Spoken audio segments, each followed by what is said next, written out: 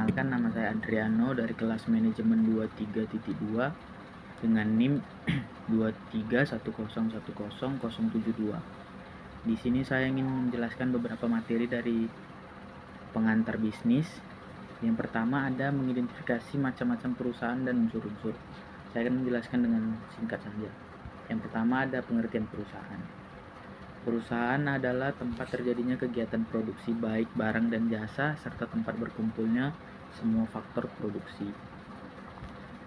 Perusahaan memiliki tujuan yaitu untuk menyediakan barang dan jasa bagi masyarakat dengan motif atau insentif keuntungan.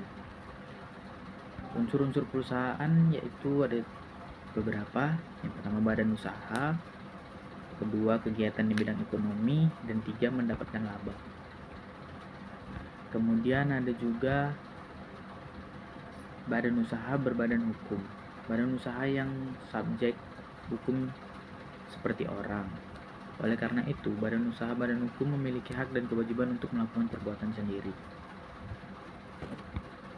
Syarat-syarat perusahaan berbadan hukum ada beberapa, yaitu yang pertama, kepentingan bersama menjadi tujuan pendirian sebuah perusahaan. Kemudian ada beberapa orang yang menjadi pengurus secara terorganisir.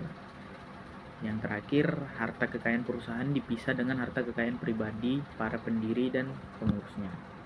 Itu penjelasan secara singkat dari materi kita pertama, yaitu mengidentifikasi macam-macam perusahaan dan unsur-unsurnya.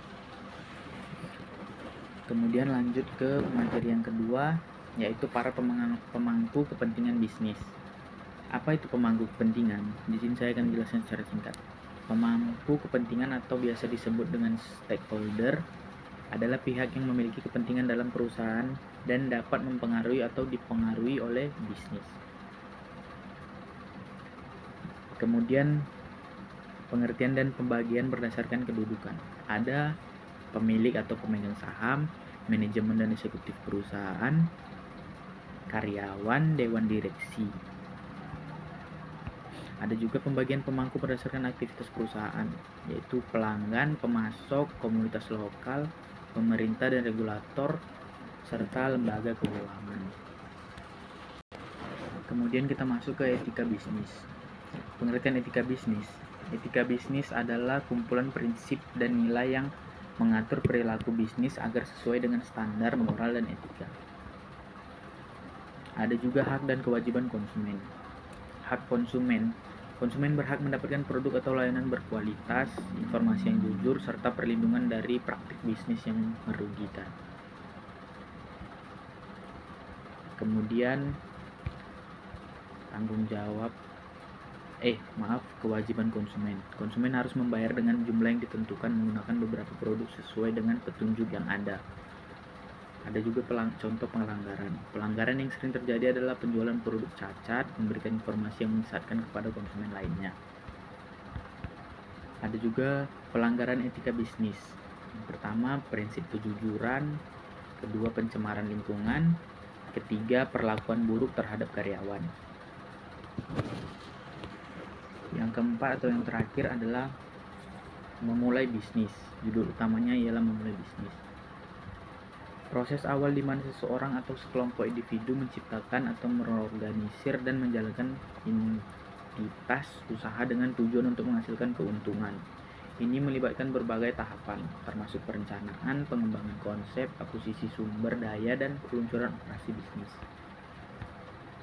Strategi bisnis. Strategi bisnis ialah tindakan yang dilakukan atas dasar pengambilan keputusan oleh perusahaan untuk mencapai target dan tujuan bisnisnya. Cara mengembangkan usaha. Ada beberapa caranya, yaitu review perkembangan bisnis. Dengan melakukan review bisnis akan memudahkan kita untuk menilai dan melihat apa saja yang perlu diperbaiki dan dikembangkan.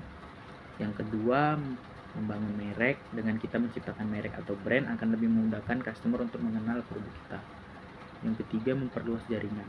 Perluasan ini tentu saja harus dibarengi dengan pemasukan material dan produksi yang bertujuan untuk membangun hubungan dengan pengusaha lain untuk meningkatkan pendapatan bisnis. Terima kasih pengertian pengantar bisnis. Sekian dari saya, terima kasih.